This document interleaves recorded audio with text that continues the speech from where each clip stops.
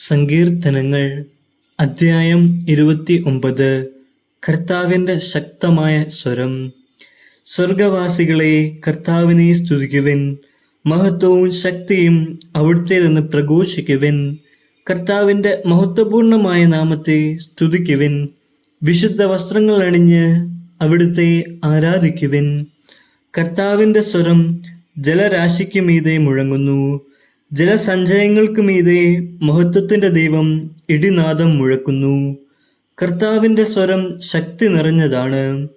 അവിടുത്തെ ശബ്ദം പ്രതാപമുറ്റതാണ്. കർത്താവിന്റെ സ്വരം ദേവദാരുക്കളെ തകർക്കുന്നു. കർത്താവ് ലെബനോനിലെ ദേവദാരുക്കളെ ഒടിച്ചു തകർക്കുന്നു. അവിടുന്ന് ലെബനോനെ കാളക്കുട്ടിയെ പോലെ തുള്ളിക്കുന്നു, സിറിയോനെ കാട്ടുപോത്തിനെ പോലെയും. കർത്താവിന്റെ സ്വരം അഗ്നിജ്വാലകൾ പുറപ്പെടുവിക്കുന്നു. കർത്താവിന്റെ സ്വരം മരുഭൂമിയെ വിറകൊള്ളിക്കുന്നു. കർത്താവ് കദേശ് മരുഭൂമിയെ നടുക്കുന്നു. കർത്താവിന്റെ സ്വരം ഓക്കുമരങ്ങളെ ചുഴറ്റുന്നു. അത് വനങ്ങളെ വൃക്ഷരഹിതമാക്കുന്നു. അവിടുത്തെ ആലയത്തിന്റെ മഹത്വം എന്ന് എല്ലാവരും പ്രഘോഷിക്കുന്നു.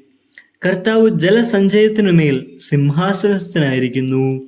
അവിടുന്ന് എന്നേക്കും രാജാവായി സിംഹാസനത്തിൽ വാഴുന്നു. കർത്താവ് തന്റെ ജനത്തിന് ശക്തി പ്രദാനം ചെയ്യട്ടെ. അവിടുന്ന് തന്റെ ജനത്തെ സമാധാനം നൽകി അനുഗ്രഹിക്കട്ടെ.